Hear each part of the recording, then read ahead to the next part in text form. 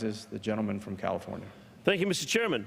My amendment is simple and straightforward, but addresses a critical issue affecting the economy, the environment, and the health of the Delta, as well as other regions throughout the state.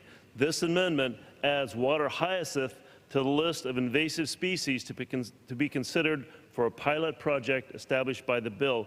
The water hyacinth is an extremely invasive weed that has taken over the Delta. Take a look at the picture. This channel is completely blocked over by the weed. It can double in size every 10 days.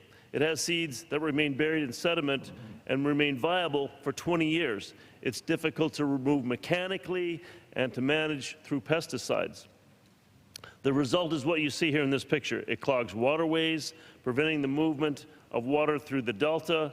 It negatively affects farmers, recreational opportunities, and disrupts the national ecosystem. These effects have only been worsened by the drought. I represent the Port of Stockton. This is the third largest inland port in the nation.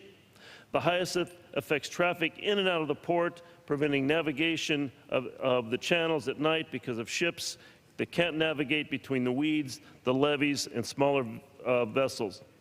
This causes unreasonable delays and costs importers approximately $200,000 in additional expenses per year. Last year alone, the port had to remove more than 2 million tons of the plants. Even Stockton's Christmas lighted boat parade had to be canceled for the first time in its 35-year history. Eradicating this invasive species will take a holistic approach involving stakeholders at all levels. I've heard from the marina owners, farmers, environmental organizations, and local communities on how the water hyacinth continues to impact their lives on a daily basis. I was fortunate enough to help secure $1 million in federal funding to help an existing effort between federal, state, and local partners focused on managing the water hyacinth infestation. But these efforts are just the beginning.